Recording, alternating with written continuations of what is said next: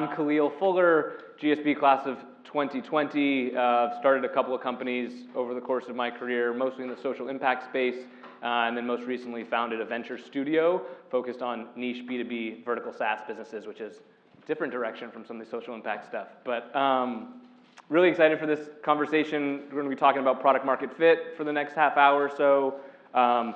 As we're going through this, if you have questions, like specific questions around the companies that we're discussing, the founders that I have next to me, or kind of broader, more general questions about product market fit, take some notes and we'll have about 10, 15 minutes at the end to just kind of have an open discussion.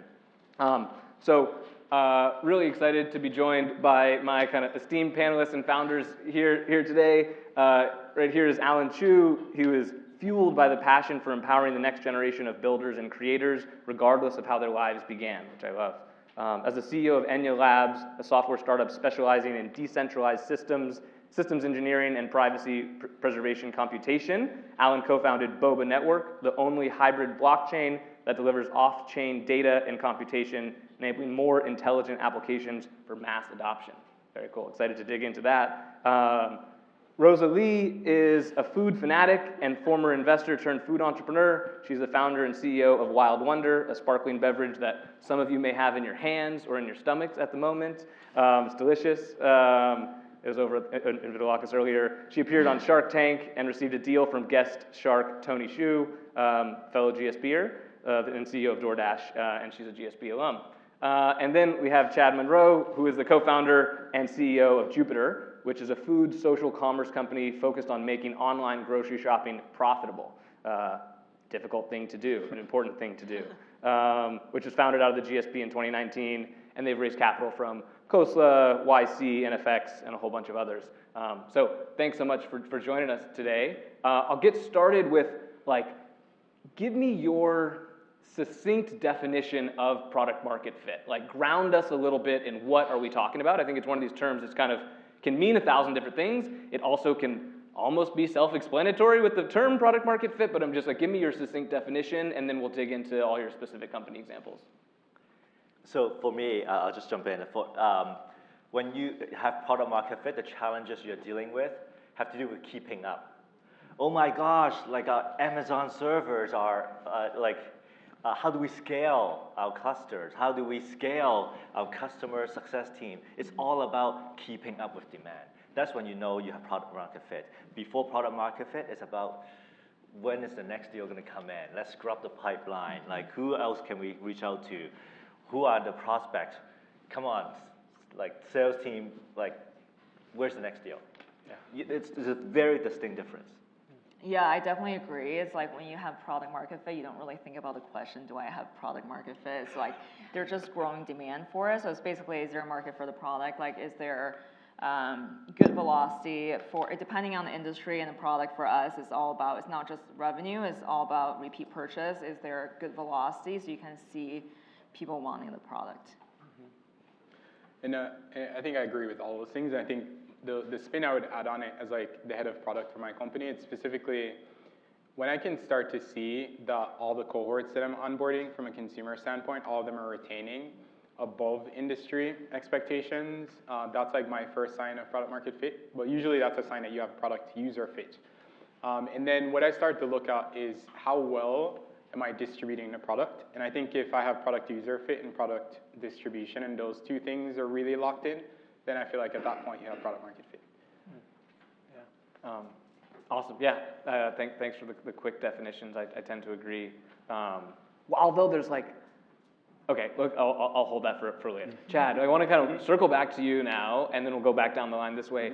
Take a little bit more time and walk us through your, what I'm calling the product market fit journey. So tell us a little bit about the company, and I guess the hard, scary question is, do you have product market fit today, or where are you on that journey, and how do you know?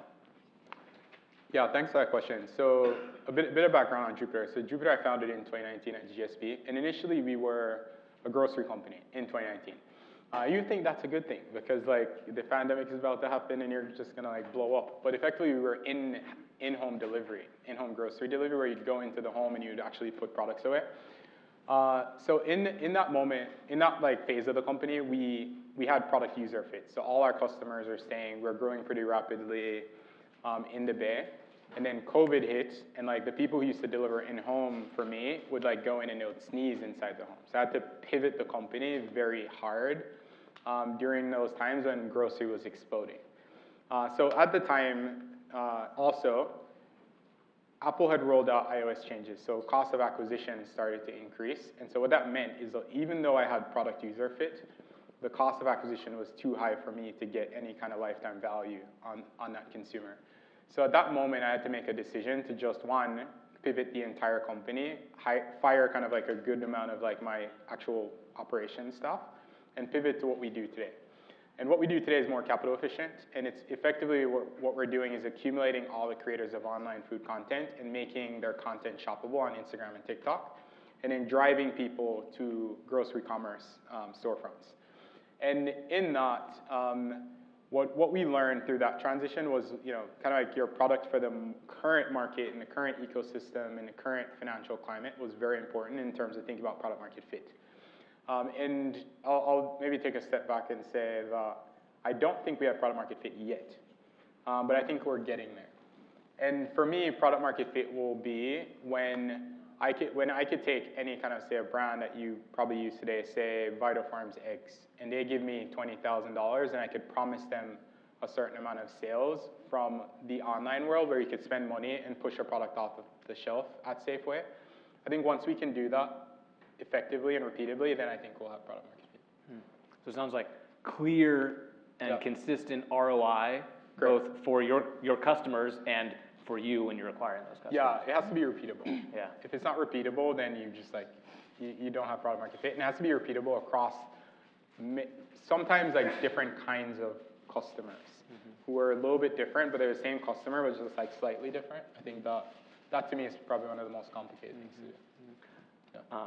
Rosa Li, I want to get to your story and kind of come down the line, but first, Alan, actually going back to, so when you're saying, okay, the servers are melting down because we're having, there's so much demand for it, you could have a lot of demand for something, but not be able to really serve them in a profitable, kind of like good, strong ROI way long term. And so do you agree with what he's saying around like all the kind of, I guess, fundamentally the unit economics at that level, or do you think there's another definition of product market fit that doesn't necessarily mean you also have a sustainable business? That's a great question, actually, and very important distinction. Having product market fit and having sustainable unit economics are two different concepts. Okay. And you could definitely get into a situation where you don't have sustainable unit economics, but you have product market fit. In that case, you don't have a sustainable business. You've created something that people want, but you're not able to deliver that sustainably over time. So the challenge then is incumbent on you. Well, all right, let's look at the cost structure. Can we re-engineer the cost structure to do this sustainably? Perhaps through outsourcing or focusing the company's energies on a subset of the problem, not trying to solve the whole stack, but find a way to get to sustainability. But the good news is at least you found a problem that people are willing to pay for a solution, right? Yeah. So it sounds like product market fit is necessary but not sufficient to build a great business. Absolutely. Yeah. Cool. Rosa Li, tell us your product market fit journey. Oh yeah, I mean this has been iterated many times. So what you guys see here is the current product. My first version looked nothing like this. So the very first beverage I launched, it was actually served at Arbuckle downstairs. It's a very similar formulation but very different.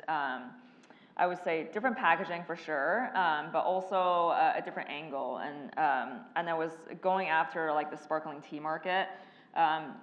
Tastes actually pretty similar, but it was in a glass bottle, and I cringe a little every time I look at the very original product.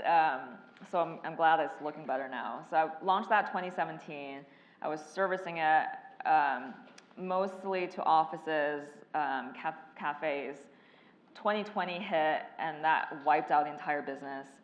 So at the time, I was actually thinking, oh, should I just go get a job at a tech company? And then Whole Foods actually had heard about our product and knocked on my door and said, hey, we have some shelf space. Are you interested? And then at that time, I had already been thinking about, okay, well, clearly the packaging is not good enough. We need to be targeting consumers more and really speaking to our functionality, which is gut health.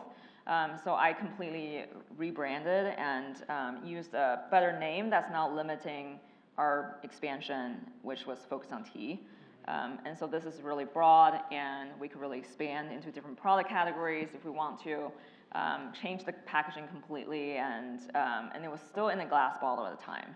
And I would say 2020 to 2021 was when we realized, okay, the glass bottles were good, but they're not very as accessible as convenient. And people were asking us, hey, you know, can we take it to a park? And there's like different questions about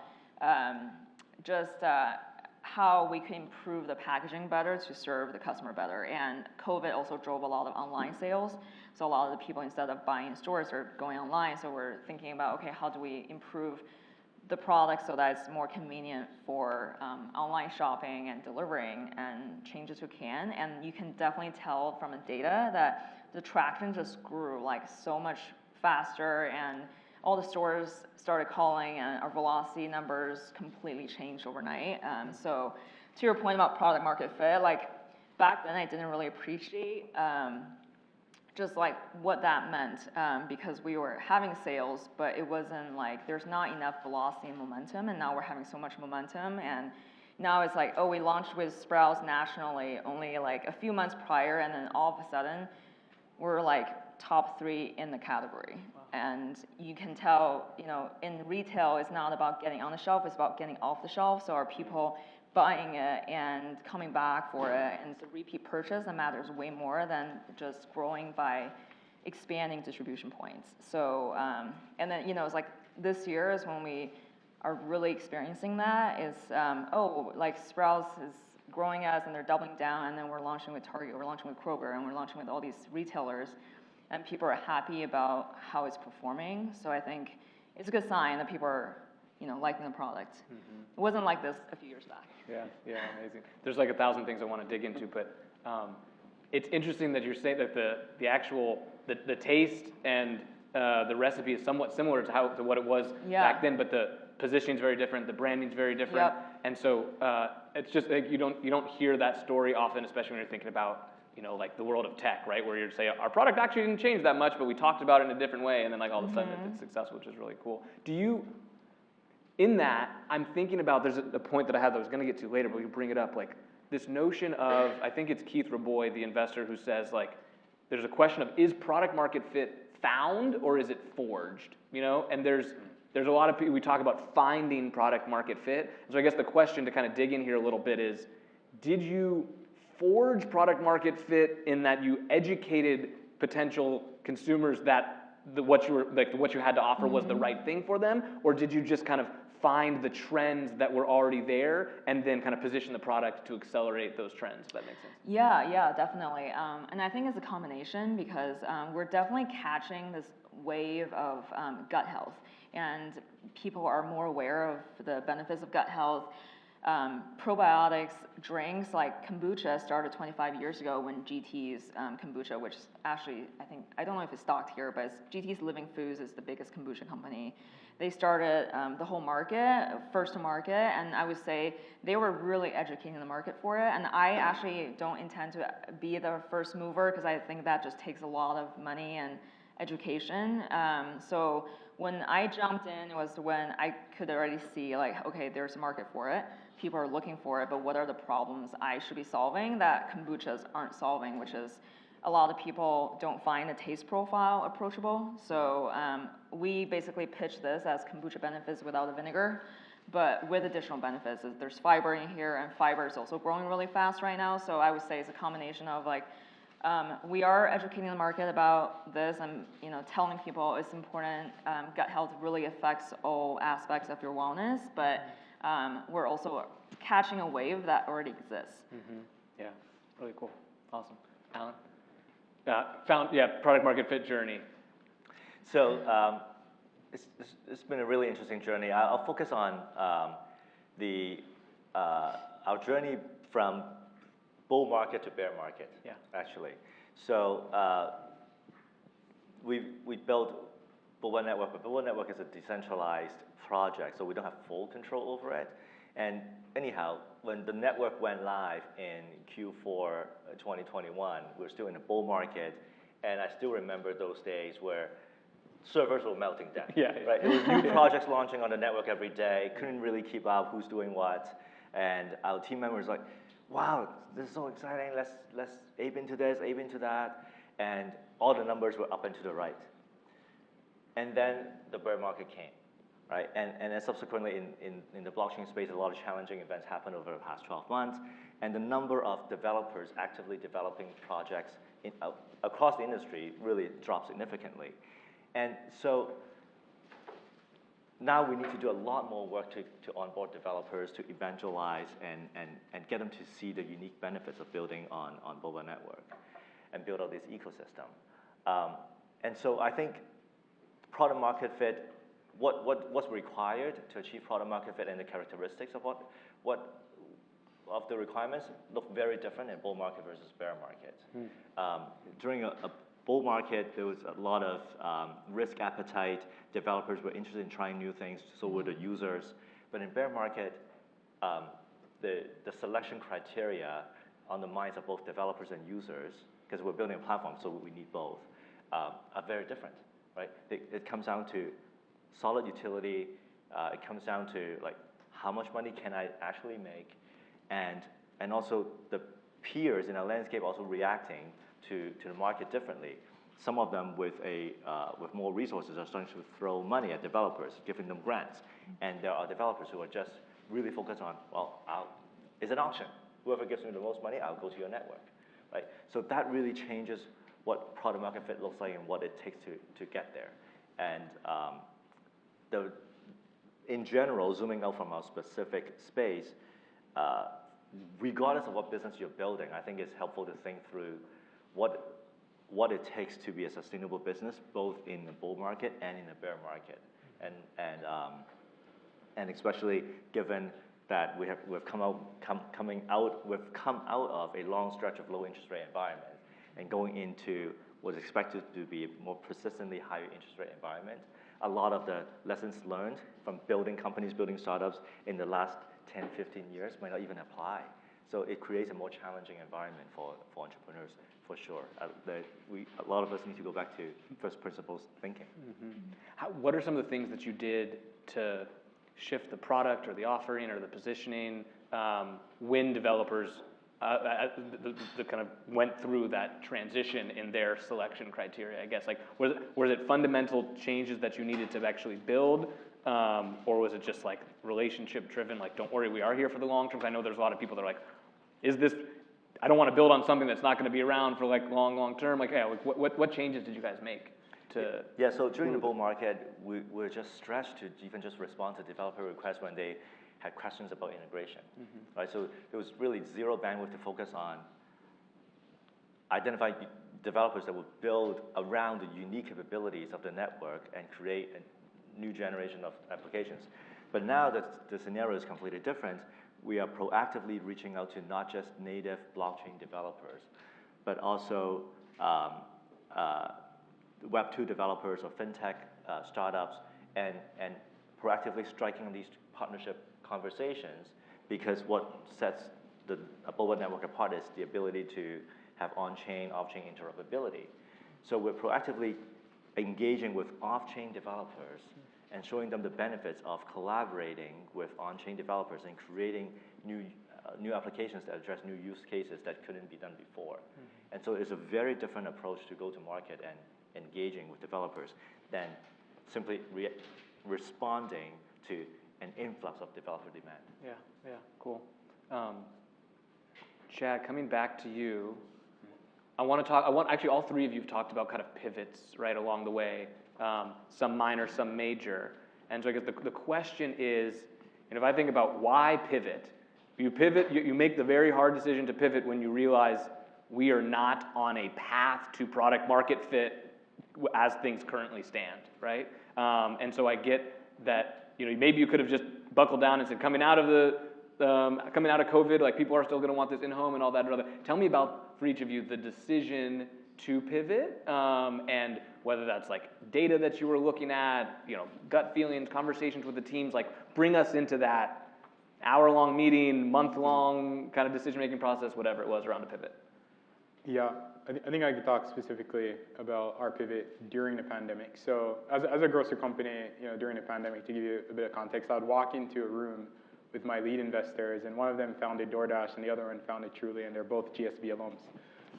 And they both disagree on how we should pivot, right? And so in those moments, all those conversations were intense. Some of the conversations were, do we lay off half the team and then figure out what to do? Or do we shift to what everyone was doing in the market, which was quick and fast grocery delivery, which I think you guys probably saw that surge. And really it was my entire founding team got together in the Bay Area, and we were in one of our co-founders' apartments, and he said that, like, hey, I saw this before. Like, in India, like, a lot of fast grocery companies cropped up and then they died off. And so actually, some of the information that helped us during that pivot came from the GSB, which was, I had just like a PE bro on my founding team, and he's like, hey, the Fed is going to raise interest rates and all these companies are going to die off. And so we kind of like crossed out some of the things that we were going to pivot into based on kind of like our prediction of what the market was going to be. So in some of those moments, you kind of have to like make a bet on how the market is going to shape out based on some of the core fundamentals that you learn as a GSP. So that stuff really is actually very important. It's just, to think about. And then the next kind of thing we then thought about was, talking to our investors, was that the companies that were going to survive and do well in a high inflation, in a high interest rate environment were companies that are capital efficient. And so in that, the model that we picked had to be capital efficient. So it kind of put some constraints around the pivot. And we needed to be profitable because with a high interest rate environment, venture capital was going to slow down. So if you're a high capital efficient, like if you're a company who's not capital efficient, you would struggle to raise money in the new environment. And so some of those decisions constrained our pivot. And then from there, we started building, just listening to customers and building with those constraints. And I think that's how we ended up where we are. Cool. Yeah. Rosa, talk to us about the pivot away, maybe the specific one on the pivot away from tea as like the main umbrella, and a little bit more on like the decision point around that pivot. Yeah, sure.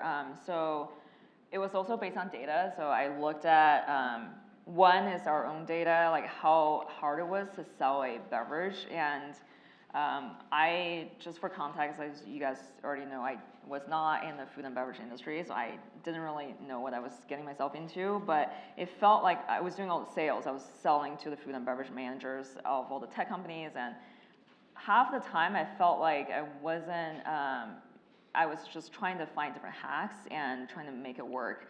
So and I was also looking at market data, the growth in tea-based beverages, and a lot of the customers were coming to us,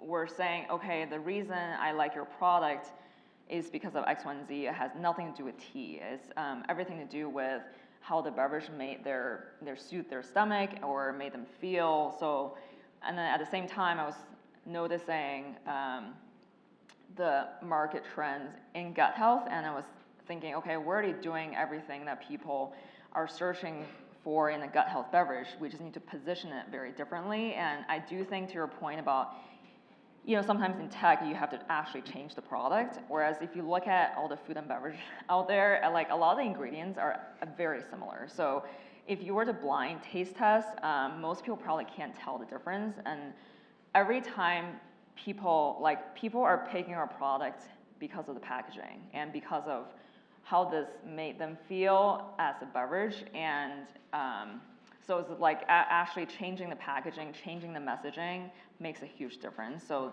we decide based on market data, based on customer feedback, and we're constantly talking to our customers and, like, why are you consuming? How are you consuming? Like, what else do you want more? And putting that into the product. So I would say that's just a combination of a lot of data. Yeah, cool. You mentioned before that you made some of these changes, you made the changes to the packaging, went away from glass, and like you saw the sales numbers just like really quick inflection point, right? Chad, coming back to you, like I have some portfolio companies that are dealing with this right now. They're doing some pretty substantial pivots, and we're looking at the 6-month like actual cash forecast, and we're like, it's gonna get worse before it gets better, right? And so I guess the question is, how do you know that you are on the right track after a pivot like that, when it might take a while to get back to even, the revenue numbers that you were at before this hard pivot? And then the broader question for all of you is going to just be around like what KPIs you look at trending towards product market fit. Yeah, so I'll be very honest. So when we started our pivot, it was like end of 2021, early 2022. And we were at 150K per month in revenue. And like the moment we made the decision that we're going to change the business, it meant that like half my team was no longer required. And so we had to make a decision to reduce cost, right? So then you start basically looking at what is my runway going to be like, and how much money do I need to raise. And so I planned for 18 months of runway to execute, basically build an entirely new company.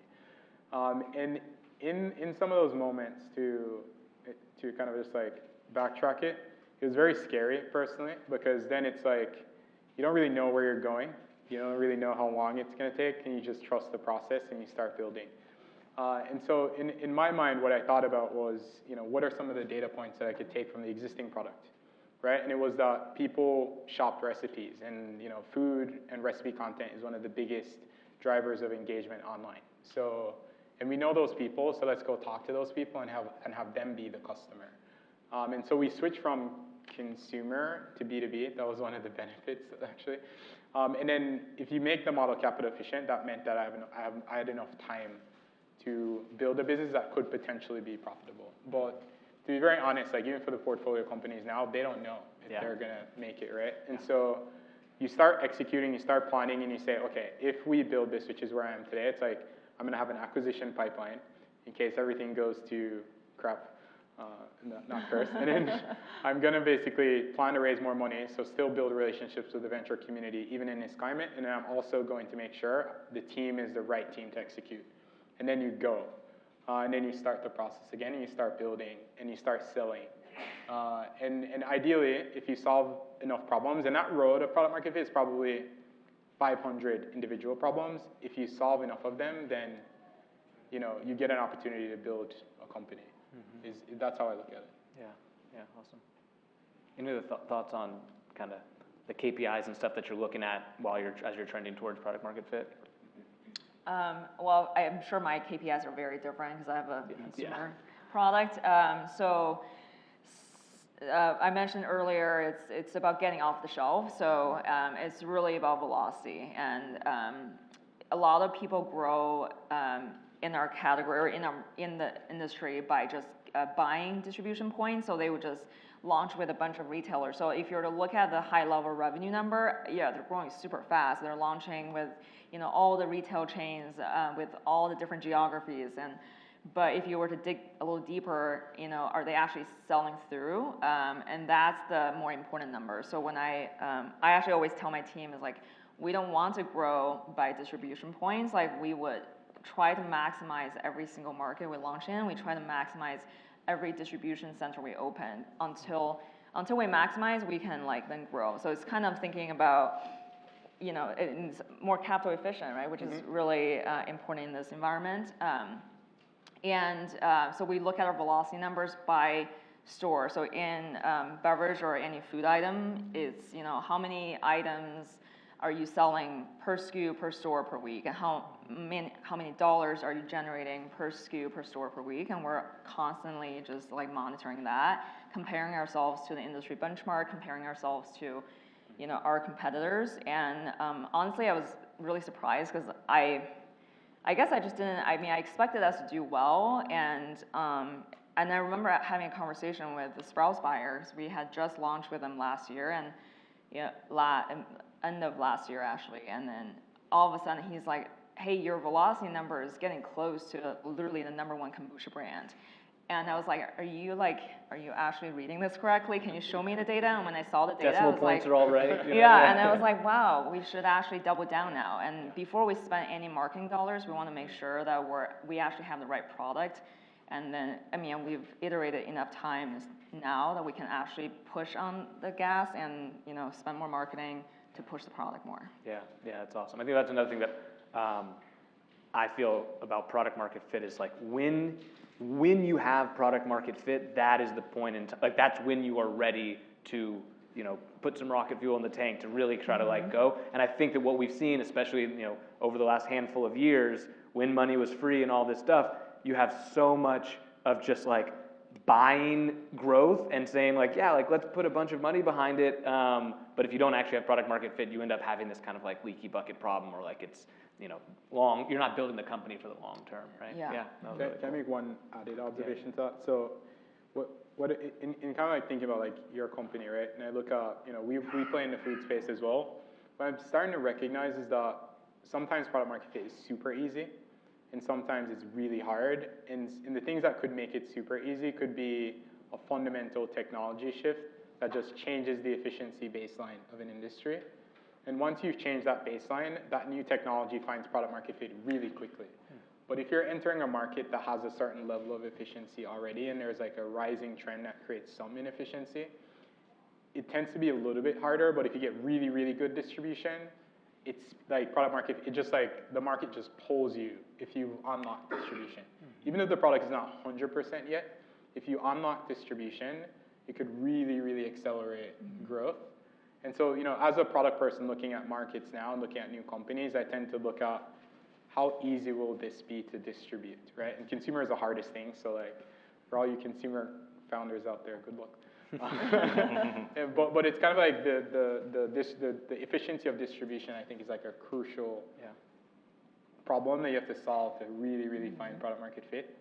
But the technology shift, I feel like, is also another interesting way to take it, because it just changes the efficiency baseline of the industry. Yeah, that's interesting. So that's like one observation I've had in looking at a lot of these companies. Yeah. I mean, to your KPI point, I think certainly it's important to identify your internal KPIs, but it's also important to also look at your customers' KPI. How much value are you creating for your customers? Because ultimately, if they can't justify spending money on you on an ongoing basis, right, then ultimately that will start impacting your own KPI. Yeah. So in the case of Enya Labs, for example, we serve the Boba Foundation, which governs the Boba network. So if we just myopically look at our own income statement and look at the services revenue we derive, we could be feeling pretty good. But if we don't look beyond that and look at how's the foundation doing, how is the network doing, are they, for the services fees they pay Enya, are they getting enough value to justify it? We got to make sure that that equation works out as well, which is why we pay a lot of attention to the network's performance statistics, the KPIs, to make sure that whatever services fees that we're charging the foundation actually could be justified from their perspective. It's on like extra hard mode because you have to think about like ecosystem-wide health, right? Which is a whole nother layer of product market fit. My last question for you all, and then if you all have questions, we'll have 5-10 minutes for those. Do you think there are myths about product market fit that should be debunked? Like if you could, you know, just erase something from everyone's mind about what product market fit is. Anything come up for you for that? One thing comes up for me. So in NYC they say make something people want, but I think there's a myth where it's like if your product is really, really good, it will sell itself. I think that works in an industry where they're like good clustering. But if you're selling to a consumer that is not next to your next target consumer, meaning that person is literally not next to the other person who fits your target customer persona, you actually won't grow super fast. So it's like the product could be really, really, really good, but if their industry is just like not clustered really well, like your cost of acquisition could be too high to distribute that product. And you kind of see this today, which is like when Apple removed cookies from the equation, it changed the fundamental business model of so many businesses, and now a lot of people are like, oh, my product is great, but it's like cost of acquisition just changed. And it could actually change, you know, I would argue if you don't have product market fit, you kind of like, maybe we could go back and forth on this, but just like, do you require good business to have product market fit? Because you technically could sell $1 for 99 cents, and like that would be product market fit. You know what I mean? Yeah. So it's like, it's a good debate. But I think the one I would question is just, you could have a really good product, but not able to distribute that product. So that's kind of like the one, because I think the venture community, everyone's always saying that, hey, if the product is great, you will see everyone coming through the door and like breaking the door down to use your product. I'm like, maybe not. Yeah. That's one thing. I would say, with all the talk around product market fit and how important it is to get to that point, there's a danger in thinking that it's a magical moment that happens once in the life of the startup. And once you've gone past this point, you can just focus on scaling. And life is good. But the reality is, the world is not static, right? Competitive landscape changes, technology changes. And so I think product market fit needs to be reforged or rediscovered throughout the life of the company. And when we look at the enduring franchises around the world, companies that have survived for decades or even a couple of centuries, you notice they have rediscovered, refound, reforged product market fit over and over again. And so I think we need to get that out of our mind, that it's one magical moment, and once you've gotten that, life is good. Yes, life is good for a while, and then guess what? You're going to find it again. I love that. I think about product market fit almost as this it's like dozens of little mini S-curves all along the life cycle of a company, right? Where there's a reason why, name your top 5 tech companies in the world, there's a reason why they're still spending billions and billions of dollars on R&D, right? It's that you can't ever stay in one place. Yeah, Totally. that's a good point, because I think about how that applies to our industry. So when people say, is your product going to succeed? First, they look at what they call the natural channel, which is Whole Foods, Sprouts, a lot of these specialty chains where consumers are very health conscious and they're reading the ingredients, not just the labels.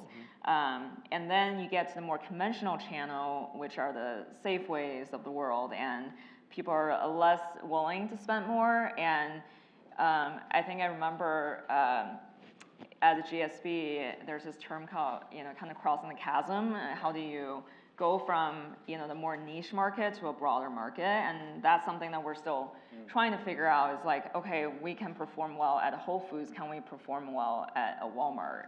That's the next stage, and I do think that the positioning could be a little different, the product could be a little different, and we have to continue to perform. And to your point about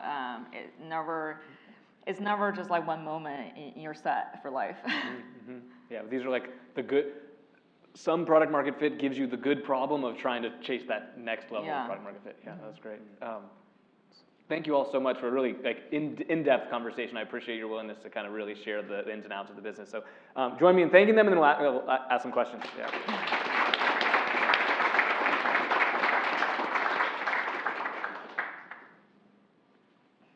Oh, you're the runner. And question. Yeah.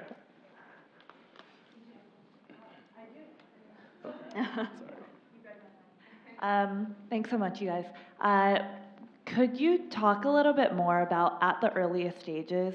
I feel like sometimes you have exactly that PMF that feels like it's selling itself, but then at the earliest stages, I feel like you're spending so much time finding PMF that how long do you sustain that feeling, and how do you know when it's pivot time versus not? I do think it's super hard in the early stages, especially if you don't know the industry and don't even know what data to look for. The one thing I would caution against is talking to your friends about it, because friends they were really nice to me, and they're always oh, this is a great product, it tastes really good, I would totally buy it. But then if you look at the store data, it's are people buying it? So I would try to be as honest as possible and just look at, find the actual customer and use data to prove whether or not there's product market fit. So an example is for this particular product, I could sell it, I could just have a product that's commercial ready, and then sell it to 10 stores around me, and then I will look at a sell-through rate and talk to the buyers and say, hey, is this actually competitive? And then in the early days, a lot of my friends gave me feedback oh, I can totally see this being a great product, I'm just not the right customer for it. So if people start saying things like that, I think it's just not a good sign. So I would just say, talk to people who are in the industry, figure out what the right data is, and improve yourself against the benchmark. Yeah, two things that come up for me. I'm thinking about a company that my studio ended up shutting down last year. And I think one is around being really honest and rigorous with the experiments that you're running. And I think and saying, okay, we're gonna run a channel test with this, and we believe that success should be X% conversion, right? And then seeing what the result is and really asking yourself, okay, if we didn't hit that, why? Let's really interrogate it. So that's like thing one. And then the reason why we ended up deciding to shut this business down was we kind of ran out of plausible experiments to run, right? Where we're kind of like, okay, these experiments aren't working. Let's first and foremost be honest with ourselves about that. Let's not move the goalpost to say, well, right? And then the second one is we kind of are looking around the table and we don't have a bunch more genius ideas. And so the question is hard pivot or shut down. We ended up shutting it down. But those two, yeah.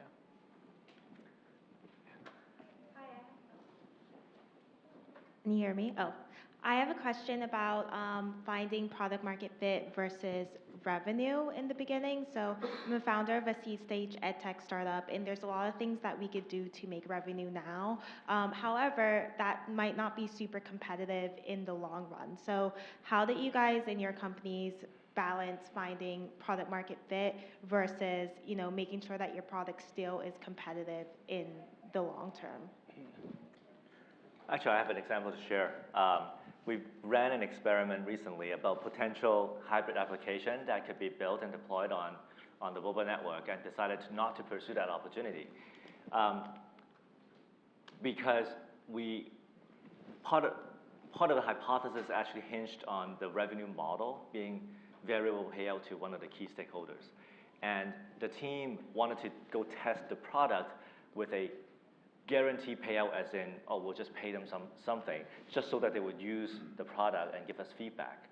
And before we did that, we paused and said, but wait a minute, the variable payout actually is a key part of the sustainable business model. If we don't test that, even if we've gotten positive feedback on the product itself, that application wouldn't be financially sustainable. So we actually spent a little bit more time to connect the dots so that we could support a variable payout model. And it turns out people wouldn't bite. And so that gave us super important data to decide not to pursue that use case. So it's less so about whether you want to generate revenue or not, but be super precise about what are the key cornerstone assumptions that have to be true for your business to be viable, and make sure you design experiments to test those precisely. I got maybe one other thing that I think about from a product standpoint. So I have another product manager that I work with, and like we collab all the time. And a lot of times she'll come up with ideas, and she'll be like, you know, she'll say, hey, this specific customer segment that's like a slightly different customer would pay if we release this new feature. And what we always do is we always like rank those features, and always just like realize through experience that every time you build for a new customer, you'll need to build a whole bunch of new processes to support and retain, and the behaviors and the incentives of that new customer will be different. And so then you're going to say, okay, now we're supporting 2 customers, which creates 2 different processes.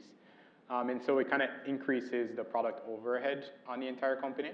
And so I always like try to force product teams to just like pick one customer. And if you can even get more specific, better. And then try to go insanely deep with that customer and nail the problem with that customer. Because I think in my experience, it takes a while to really nail the experience with one customer, sometimes 6 months, sometimes a year. And so it's even harder if you have 2 customers. And so, yeah, to me, I think you pick the customer that you feel will be the right customer. Yeah. And it's whoever is pulling the hardest, and like you do all the constraints, and they all check out. We could talk about product market fit all day. We probably should. Maybe we can, I don't know if we can sit around before the next panel starts, but we got to wrap this one. Thank you again to my panelists. And there's another session here and then another session in Vidalakis that you can go to as well. Thank you.